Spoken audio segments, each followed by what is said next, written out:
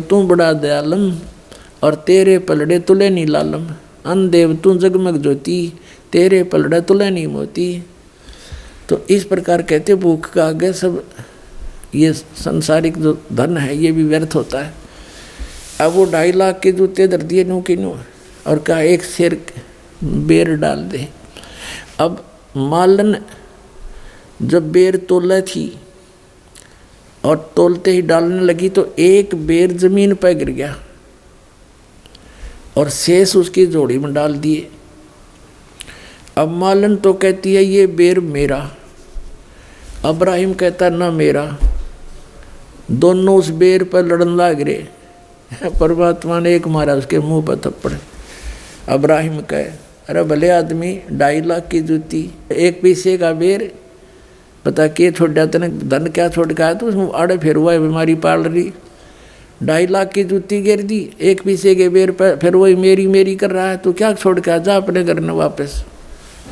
यूं कह के अंतर्धान हो गए भगवान वहाँ दिखाई नहीं दिए।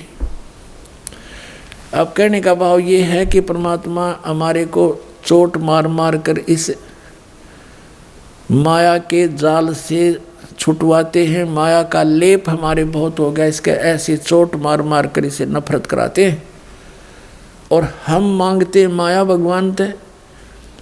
और ये माया तो आपको इतनी दे देगा आपके समझ में भी ना हो, पर यह माया आपका काम किया होगी आपकी दुश्मन बन जाएगी ये लास्ट में। तो इसलिए पुण्यात्माओं आप परमात्मा के मर्यादा और नियम को पहचान कर इस मार्ग पर चलिएगा।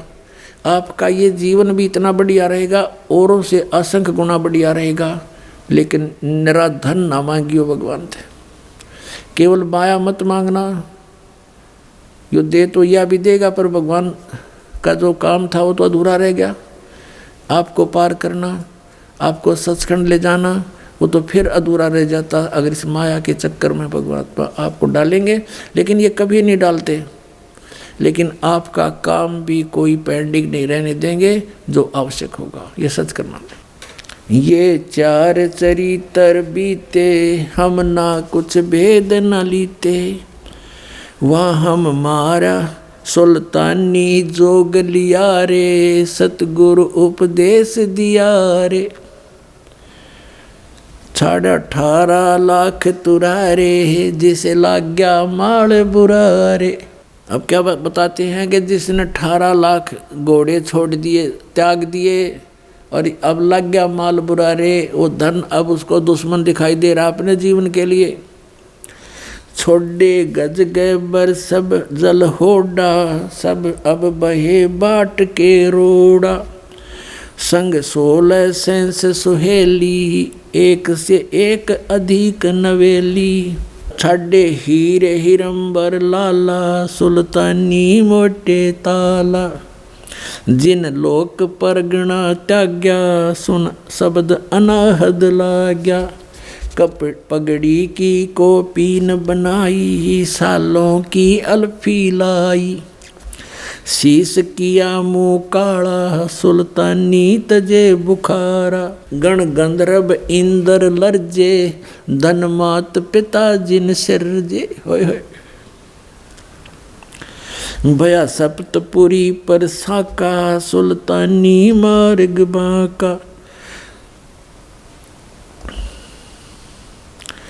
अब क्या बताते हैं कि जब ऐसा फैसला सुल्तान अधम ने लिया, घर त्याग दिया, इतने ठाठ त्याग दिए, कहते हैं गण गंधर्व इंद्र लर्जे। ओहो गण गंधर्व ये जितने भी देव हैं, देव स्वर्ग का राजा इंद्र भी कहते हैं कांपण लग गया कि भाई कमाल कर दिया इस आदमी ने, हिम्मत देख इसकी कैसे त्याग कर चल पड़ा।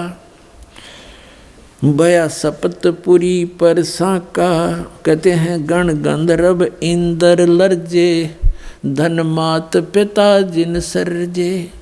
परमात्मा कहते हैं कि धन है इब्राहिम सुल्तान के माता पिता को जिसका ऐसा लाल उत्पन्न हुआ, ऐसा पुत्र उत्पन्न हुआ। कबीर साहब कहते हैं कह तो माता भगत जने या दाता या सूर, और ना तो रह ले बांझड़ी क्यों व्यर्थ गंवावे नूर। या तो माता भक्त पैदा करे, या कोई दानी यानी दाता, और या सूरवीर उत्पन्न हो जो शूरवीर में गुण होते हैं, वो अत्याचार करता नहीं और अत्याचार सहन भी नहीं करता। दूसरों के दुख में दुखी होने वाला होता है, कोई बकवास करने वाला होता है, उसके साथ वो फिर संघर्ष करता है। तो कहता है या तो माता भगत जन है, उसके साथ तो कहना है कि अरिया दाता, दानी हो, धार्मिक व्यक्ति हो, धर्म करने वाला हो, या फिर सूरवीर हो। अन्यथा जन्म देने की कोई ज़रूरत नहीं किसी बालक ने। अपना क्यों व्यर्थ में नूर, अपना शरीर भी क्यों खराब करे, बर्बाद करे। कहने का भाव ये है, कहते हैं गण गंधर्व इंद्र लर्जे, धन मात पिता जिन सरजे। कहते धन है उसके माता पिता ने जिसे जन्म हुआ, ऐसे महापुरुष का।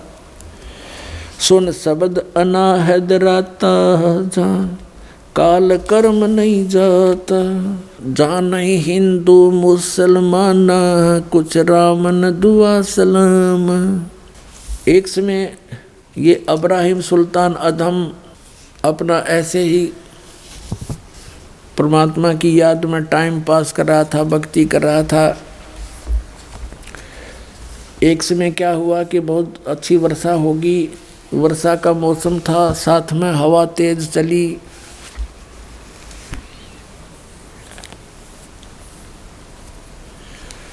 तो उसको कुछ ठंड लगी, तो उसने सोचा एक झोंपड़ी थी किसी की, उस झोंपड़ी के पीछे हवा की दूसरी साइड में, बैक साइड में बैठ गया और हवा की आड़ में कि रात यहाँ काट लूँ, सुबह चल पड़ूंगा।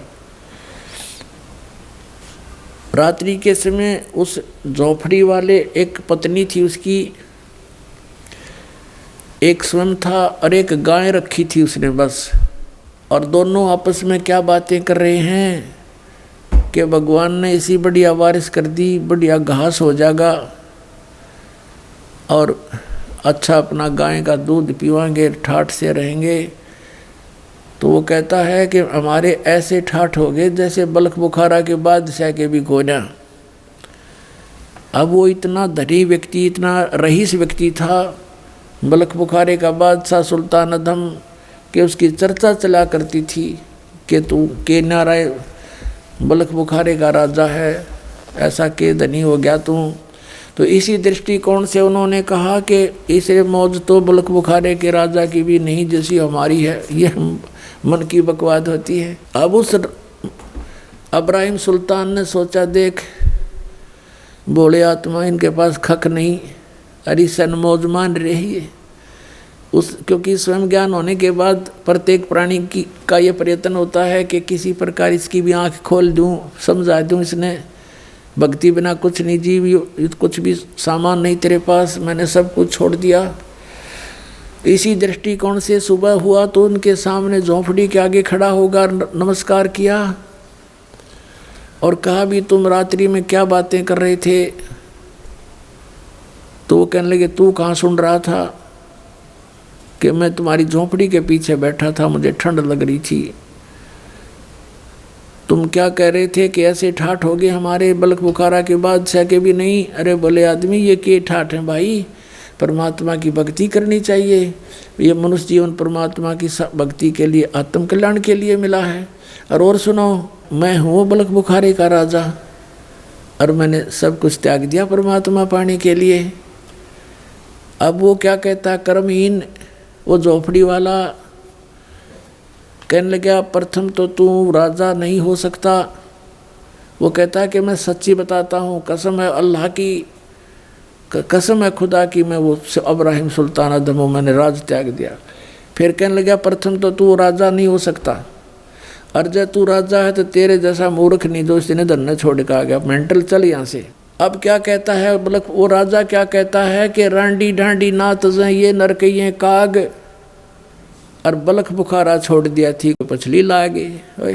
अब क्या बताते हैं कि भाई इस पर तो एक या औरत नहीं छूटती, एक या गाय, रांडी ढांडी, ढांडी है गाय को, रांडी औरत को।